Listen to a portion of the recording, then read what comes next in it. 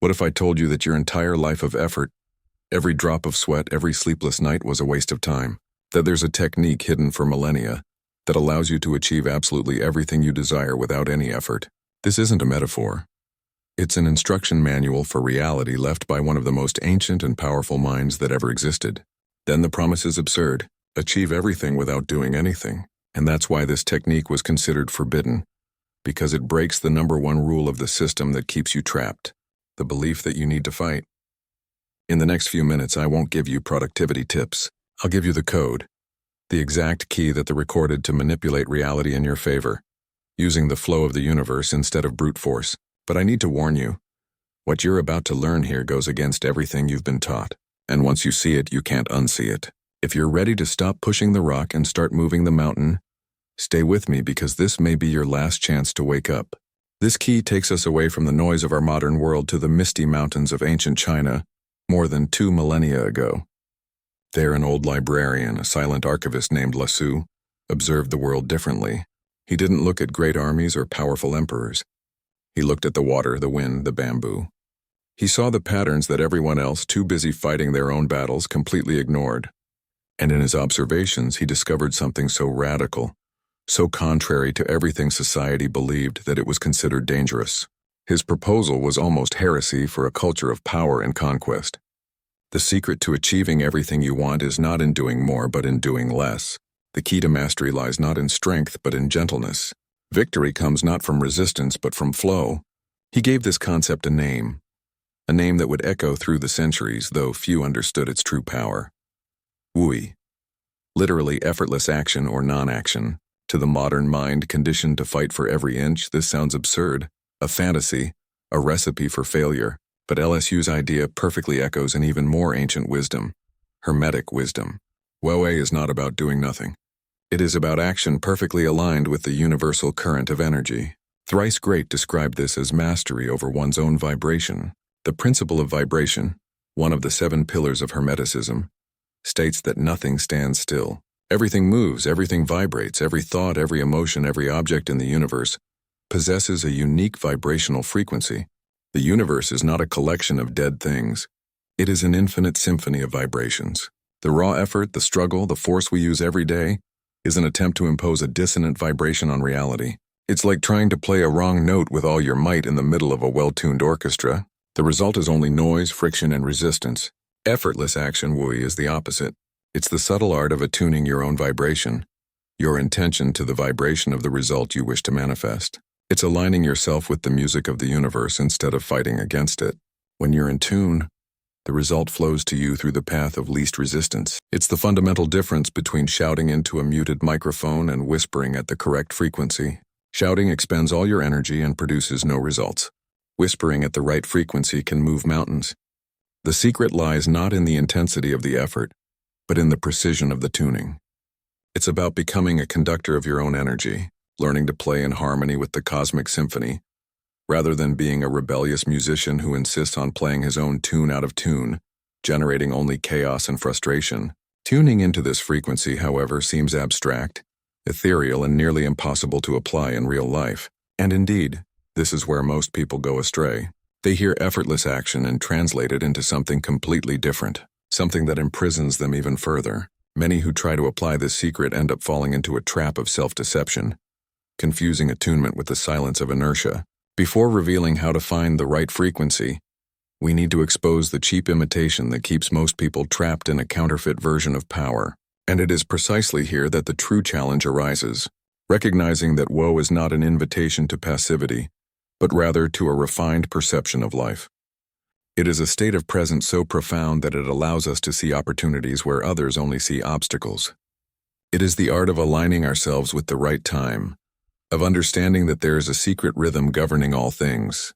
Those who understand this stop straining against the current and learn to be carried by the invisible flow that moves the universe, achieving more with less effort.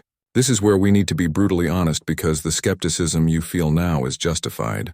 The idea of non-action has been hijacked and distorted, transformed into a sophisticated excuse for inaction. Many have heard of Wui and interpreted it as a license for laziness, a spiritual justification for procrastinating, for avoiding difficult conversations, for not taking responsibility. They sit in the lotus position waiting for the universe to magically deposit their dream career, the perfect relationship, and a fat bank account in their laps. This is not wooey. This is a childish fantasy. This New Age interpretation is not only incorrect but dangerous. It takes one of the most dynamic and effective principles of power ever discovered and transforms it into a philosophy of powerlessness disguised as spirituality. It's the mindset that says if it's meant to be, it will be. I don't need to do anything. This passivity isn't flow. It's stagnation. It's the refusal to participate in the dance of life, waiting for the music to come to you. The universe doesn't reward inaction. It responds to clear intention and aligned action. Believing that inaction means doing nothing is the first and most serious error. In alchemy, the journey of transformation begins with the Nigrado phase, the dark night of the soul. It is a process of dissolution, of breaking down old structures, of confronting one's own shadows. It is an active, fertile void where the old dies so that the new can be born. False passivity, on the other hand, is what alchemists would call false putrefaction. It is a swamp of stagnation. Nothing is dissolved, nothing is confronted, and therefore nothing new can grow. It is the dangerous comfort of avoiding the discomfort necessary for true transformation. Hermeticism gives us the key to distinguishing the two. The first Hermetic principle is that of mentalism. The all is mind. The universe is mental. Everything that exists is a creation of the universal mind. Your reality is a reflection of your mental state. Lazy passivity is a mental state of abdication, of surrendering your creative power. You are essentially saying to the universe, I give up. Do as you please. And the universe, respecting your free will, leaves you stagnant. True wooey, however, is a mental state of focused attention and dynamic receptivity. It's the alert stillness of a predator waiting for the exact moment to act. There's no laziness. There's readiness. There's no surrender. There's deep listening. It's a state of consciousness that's completely present, observing the currents of energy, sensing the rhythm of the universe, ready to act with surgical precision the exact moment the universal mind presents the opening. It's the difference between a soldier sleeping at his post and a chess master silently watching the board, waiting for the perfect move that will change the entire game. Now that we've clearly distinguished the swamp of stagnation from the vast ocean of potential, we're ready for the first practical key. The answer lies not in a philosophical concept, but in a simple, powerful image that reveals the fundamental power dynamics of the universe and how you can begin to use them to your advantage, rather than against it. Imagine you're standing on the edge of a vast, powerful ocean. This ocean is life with its unpredictable currents, its gigantic waves, and its deceptive calm. Now watch two people enter the water. The first is the desperate swimmer. He represents the modern mindset. He has a clear goal to reach the other side, and he tries to do it through brute force. He throws himself into the water and begins to fight against each wave, to flail furiously against each current. His breath is labored. His muscles burn. He is in a constant war against the ocean. Does he move forward? Yes, a few inches at a time. But at what cost? All his energy is spent on resistance, on friction. He sees the ocean as an enemy to be conquered, an obstacle to be overcome by sheer willpower. He's exhausted, frustrated, and most of the time just trying not to drown. This is the image of our lives when we operate from effort. We fight problems, resist change, force situations. We live in a state of perpetual battle against life itself, and we wonder why we're so tired. Now look at the second person. He's the master surfer. He doesn't enter the water to fight. He enters to dance. He doesn't see the ocean as an enemy, but as a partner. He spends time simply observing, feeling the rhythm of the waves, studying the invisible currents. He doesn't waste his energy fighting the force of the sea. Instead, he positions himself, patiently waits for the right wave, and when it arrives with a precise and economical movement, he aligns himself with it. And then magic happens. The same force that exhausted the swimmer now propels him forward with incredible speed and grace. This metaphor perfectly visualizes the principle of polarity as taught in Hermeticism. The swimmer and the surfer are two poles of the same thing, the application of force. They are in the same ocean dealing with the same energy, but the swimmer operates at the negative pole of resistance, of force against force, of friction. The surfer operates at the positive pole of mastery, of non-resistance, of channeling. The Kabbalion teaches that opposites are identical in nature but different in degree. The energy is the same.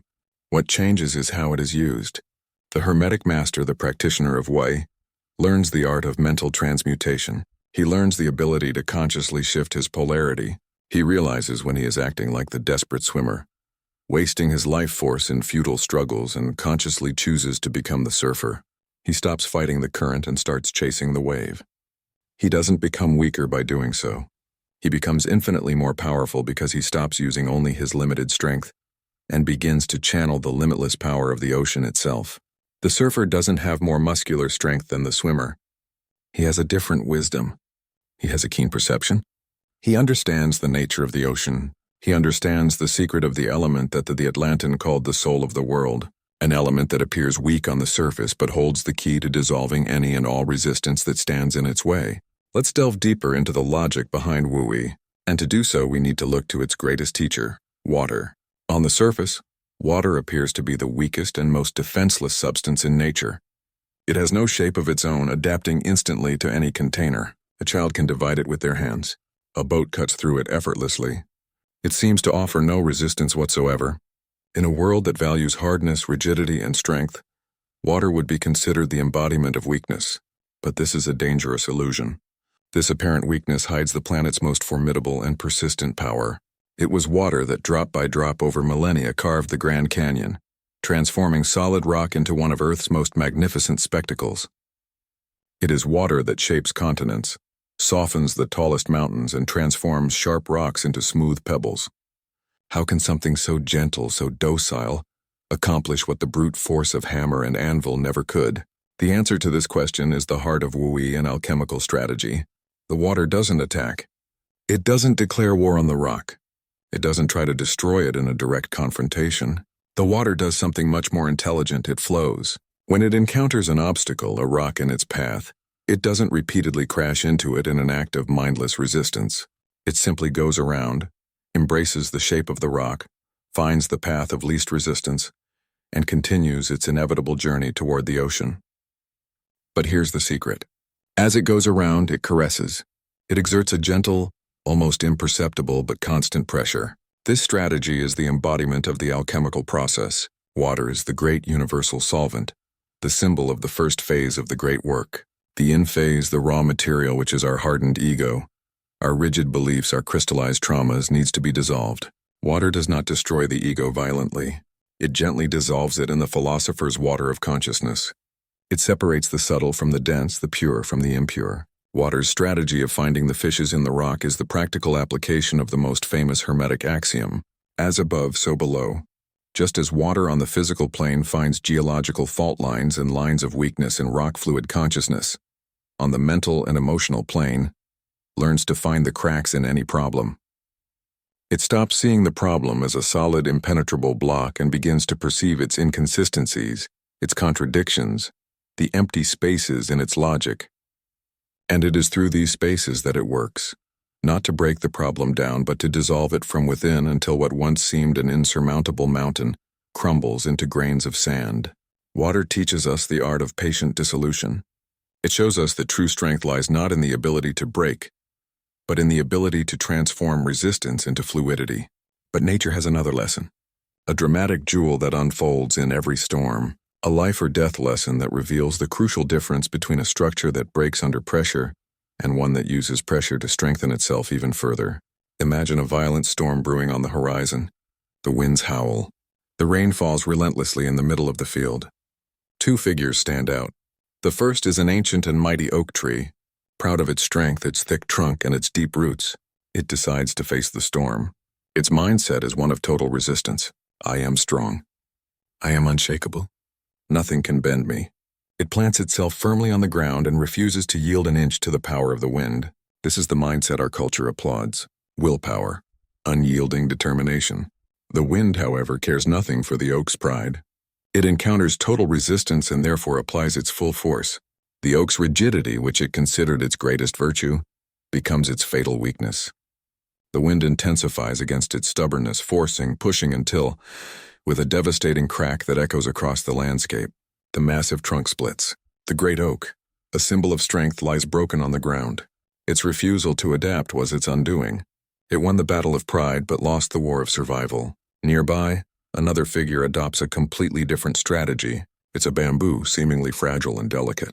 When the storm winds arrive, the bamboo doesn't try to resist. It doesn't have the oak's foolish pride. Instead, it dances with the wind. It bends gracefully, its leaves nearly touching the ground. It yields to the power of the storm, but it doesn't break. It is flexible, adaptable, and when the storm finally passes, when the wind calms, the bamboo slowly straightens, intact, perhaps even with its roots stronger from the exercise the bending provided. This is a perfect demonstration of the gender principle as taught in Hermeticism. The Kybalion states, gender is in everything. Everything has its masculine and feminine principles. The oak represents the masculine principle in its unbalanced and rigid aspect, projection, inflexible force, and refusal to receive. Bamboo, on the other hand, embodies perfect balance. It possesses the structure and strength of the masculine. It is straight growing upward, but employs the wisdom of the feminine principle, receptivity, flexibility, and the ability to yield, and in the end, prevail. The Wui master, the Hermetic initiate, does not abandon his strength or his purpose, his masculine principle. He does not become a directionless leaf in the wind. He keeps his destiny clear but learns to unite this strength with the receptive wisdom of the feminine. He knows when to project his will and when to receive the flow of the universe. He knows when to be firm as a mountain and when to be flexible as bamboo. He understands that true strength lies not in a single pole but in the harmonious dance between the two. Understanding the principles of water and bamboo, of rhythm and gender, is the theoretical basis of mastery. But how can we apply this in practice? How can we develop the subtle perception to know when to be bamboo and when to be water? Amidst the storms of our daily lives, this requires a recalibration of our most fundamental instrument of perception, an internal shift that Thoth, the master of wisdom, described as the act of opening the eye that sees in darkness. We've reached the heart of the mystery, the reason why, despite all your efforts, you feel trapped. The enemy isn't outside. It's not your boss, your partner, or the economy. The enemy is a program running silently inside your own mind. We call it controller mode. It's that incessant voice in your head that needs to plan, manage, force, and manipulate every detail of your life. It stems from the deepest fear. The fear that if you let go of control for even a second, everything will fall apart. It's the voice that keeps you awake at night, replaying conversations and planning the next day. The cruel irony is that this desperate attempt at control is the true source of chaos. By trying to force situations, you generate resistance. By trying to control people, you generate resentment. By trying to plan every step, you blind yourself to the unexpected opportunities life presents. The controlling mode is like trying to hold water with your fists. The tighter you squeeze, the more it slips through your fingers. In contrast, there is another state of being, one the sages call the sensitive observer mode. It is not a state of passivity, but of radical curiosity and inner stillness. This is where the title's promise is fulfilled. This is where Thoth's Forbidden Technique is revealed. The controlling mode is what Hermeticists call profane consciousness, the mind that completely identifies with the ego, the body and personal history, believing itself to be a separate entity from the rest of the universe. The sensitive observer mode is the first step toward initiatic consciousness, and the technique for conquering all by doing nothing is the deliberate and conscious application of the most powerful of the 7 Hermetic principles, the principle of correspondence. The axiom is famous, as above so below, as within so without, but few understand its practical application. Conquering all was never about dominating the external world. That's black magic, the will of the ego. True conquest is total mastery over your inner world. Doing nothing never meant physical inaction. It means ceasing all reactive and forced action on the external plane. It means ceasing to be the desperate swimmer fighting the waves of reality. The technique is this: instead of trying to change the external circumstance that bothers you, you retreat to your center, to your inner sanctuary. You stop fighting with the outside and look inside. And then you identify which mental, emotional, and vibrational state within you is corresponding, resonating with that unwanted external reality. If outside there is conflict and fighting, inside you there is a state of resistance and anger. If outside there is scarcity and lack, inside you there is a state of fear and a poverty mentality. Once you've identified the internal pattern, you use your will not to fight the world but to transmute that inner state. You consciously choose to shift your vibration from fear to trust, from anger to peace, from scarcity to gratitude. You do this internally on the mental plane, the plane of causes, and then by the infallible law of correspondence, external reality, the plane of effects has no choice but to readjust itself to mirror your new inner state. You achieve the result without doing anything to physically force it. You become a mental alchemist. You've been given the key to mental alchemy, the power to shape reality based on your inner state. But how do you know which inner state to transmute? How do you navigate the chaos of everyday life with this new tool? You need a map, a navigation system that translates the complex language of the universe into simple, direct signals. This map exists. It's an internal GPS I call the traffic light system. It allows you to read the energy of any situation and know exactly how to proceed, transforming Hermetic theory into a daily infallible practice, a guide to your new consciousness. Think of any situation in your life as a road with a traffic light. The first light is the green light. You feel it when things simply flow, a conversation that unfolds effortlessly, an idea that is received with enthusiasm, a door that opens exactly when you need it. This is life giving you a clear signal. The path is clear. Your internal vibration is in harmony, in resonance with the vibration of that situation. At this moment, action is welcome. It's time to accelerate, to enjoy the flow, to act with confidence because the universe is conspiring in your favor, validating your alignment. Then there's the red light. You know it too well. It's that feeling of pushing against a wall, a conversation that becomes an argument, a negotiation that doesn't move forward, a project that encounters inexplicable obstacles at every step. It's a feeling of friction, of tension, that something is fundamentally wrong. This is the universe telling you to stop. It's not a punishment, it's a warning. The red light is a clear sign of vibrational dissonance. Your energy and the energy of the situation are in direct conflict. Forcing your way through here will only cause an accident, a waste of energy and more frustration. This system is a practical way to read the emanations of the all-medicist would say. The green light indicates resonance.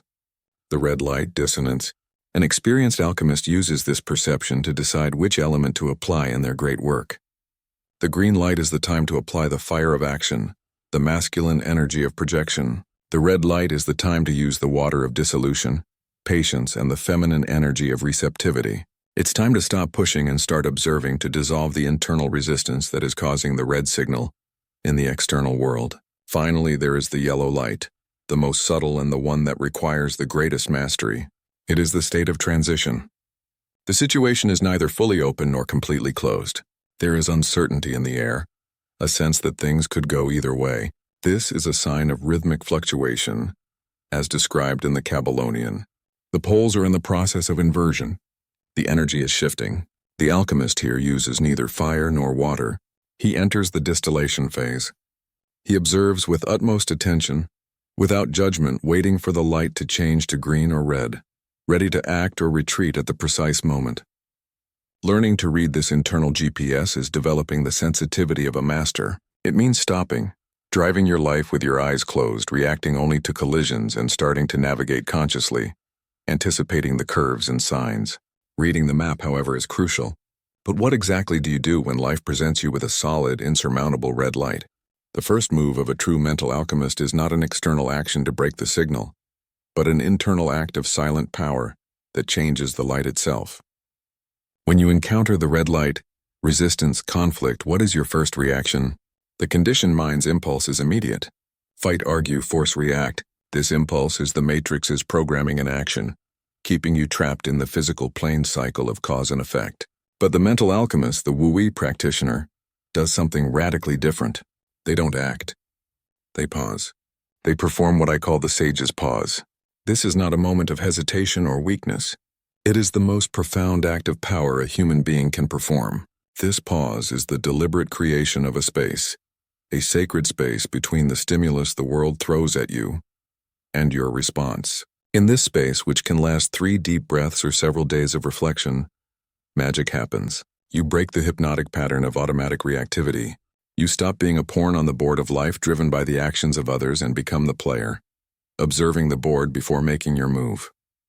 In this silence, you regain 100% of your power of choice, a power the matrix works tirelessly to make you forget you possess. In the Hermetic tradition, this act has a name. It is the retreat into the inner sanctuary. It is the conscious movement of leaving the noisy plane of effects, the physical world where we are bombarded by circumstances, and entering the silent plane of causes, the mental world where reality is created. Living in automatic reactivity is living like a slave to the plane of effects, always at the mercy of what happens outside. The sage's pause is the act of a master returning to his throne on the causal plane to decide with sovereignty Instead of merely reacting with despair, Thoth in the Emerald Tablets teaches man as a star trapped in a body, until in the end he is freed through his struggle.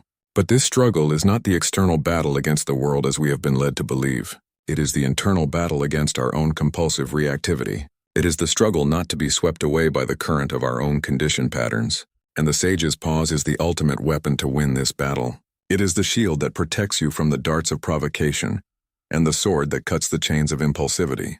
By practicing this pause, you begin to perceive the mechanics of your own mind. You see anger arising, but it doesn't become anger. You see fear arising, but it doesn't become fear. You become the silent observer, the sky that watches the clouds pass without identifying with them. And from this place of calm power, of unshakable center, you can finally access your deepest wisdom, the intuition that is the voice of your higher self, your direct connection to the universal mind. Once you stand on this throne in your inner sanctuary, silently observing the chaos of the world without being affected by it, you are finally ready for the next step. You are ready to give the right order. Not a loud, desperate order shouted to the outside world, but a subtle, powerful command issued from the silence of your being. A command that the universe by law has no choice but to obey. From the silence of your inner sanctuary, after the sage's pause, righteous action emerges. This is not the reactive, noisy action of the ego. It is not the brute effort of the desperate swimmer. It is something else entirely. It is the perfectly calibrated action, the minimal, precise movement that acts as a leverage point to create maximum impact. It is the wisdom of Archimedes applied to reality. Give me a lever and a fulcrum and I will move the world. The sage's pause gives you the fulcrum. Righteous action is the lever. Think about it. Instead of engaging in a long, drawn-out argument, righteous action might be asking a single question so precise and unexpected that it completely disarms your opponent and changes the dynamic of the conversation.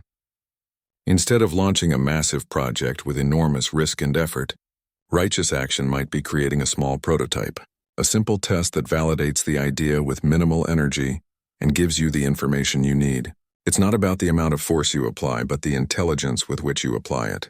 It's the difference between trying to knock down a wall with your fists and simply finding the switch that turns it off. This is the manifestation of the lost word, or the word in action concept so dear to the esoteric tradition. The power lies not in the physical action itself, but in the intention and vibration that precede and permeate it.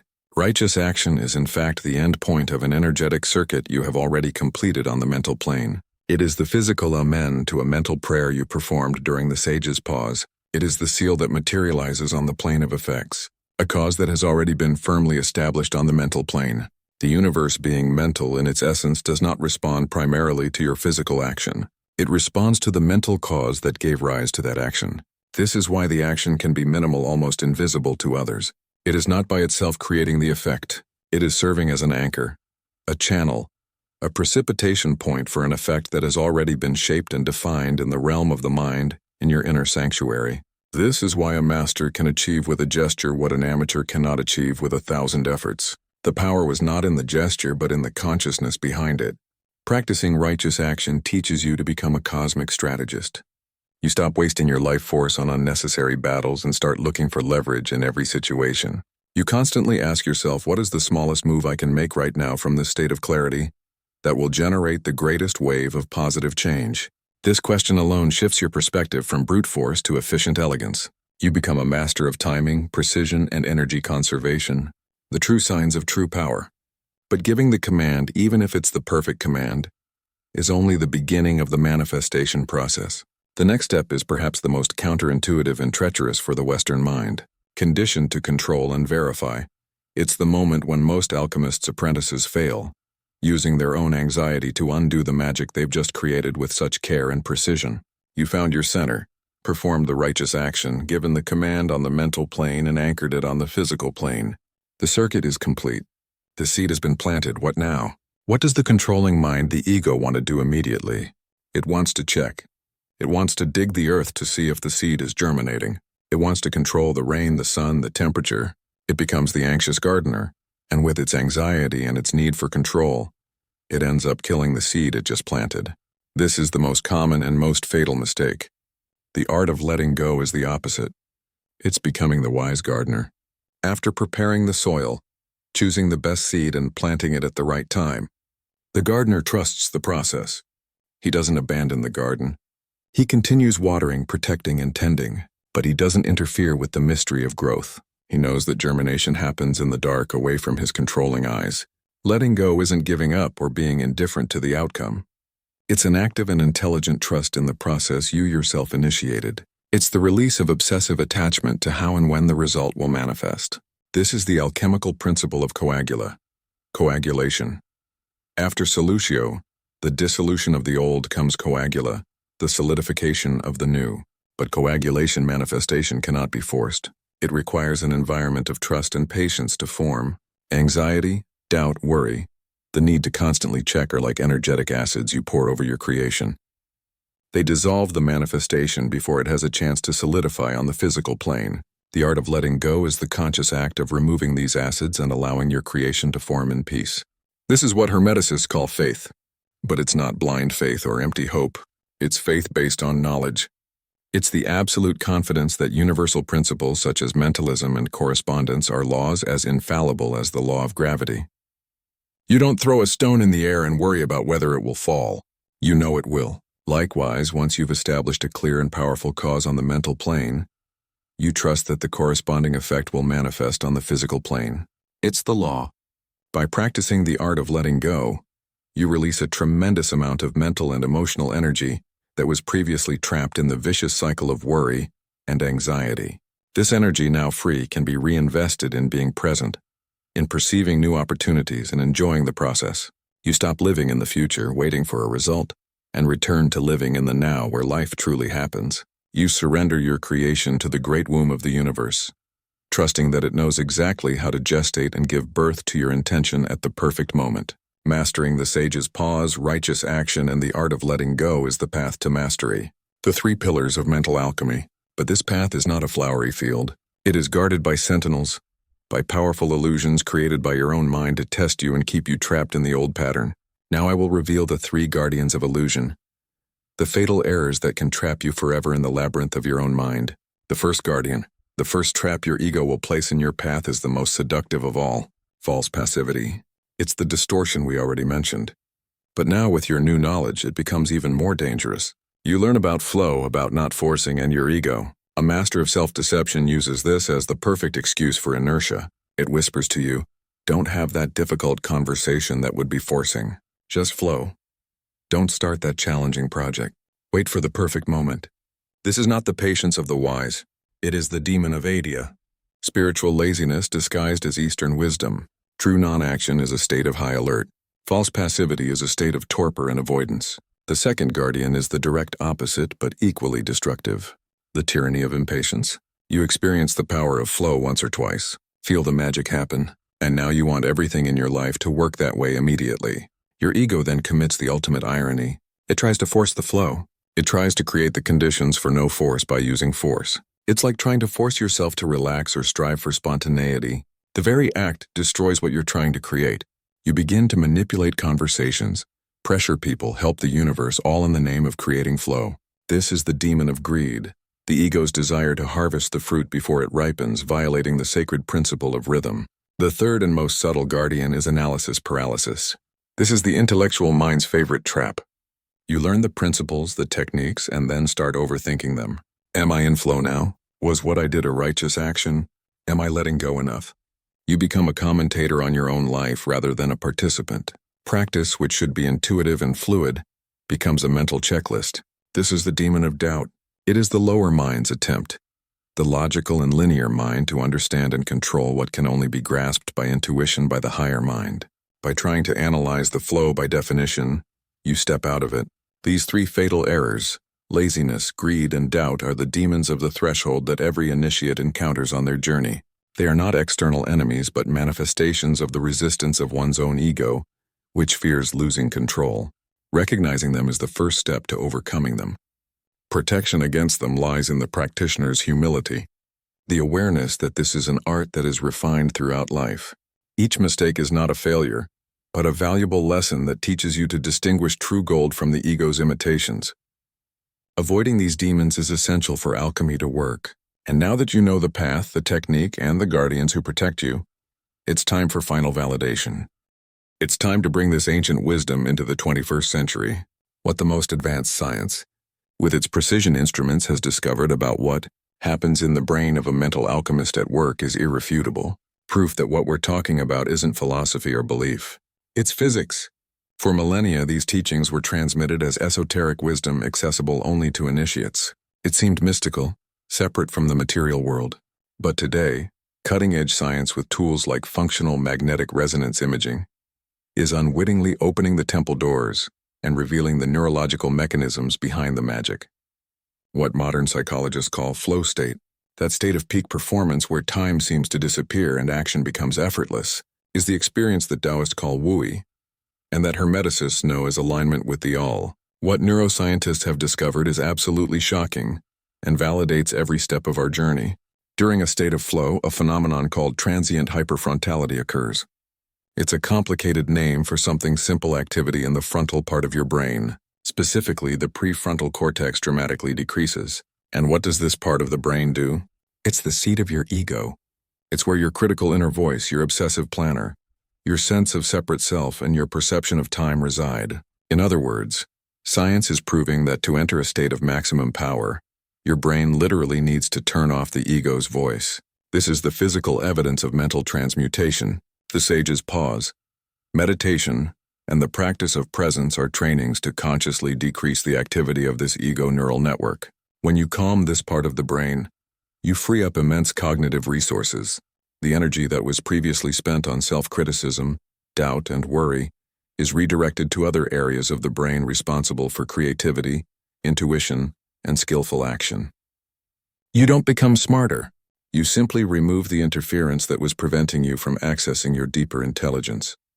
The flow state is the neurological signature of an individual who has achieved even temporarily alignment between their personal mind and the universal mind. It is the brain quieting itself so that the higher mind, or what they would call the star soul consciousness, can operate without the static and noise of the ego. Science is not discovering something new. It is with its own methods merely mapping the sacred territory that initiates and masters have traversed for millennia.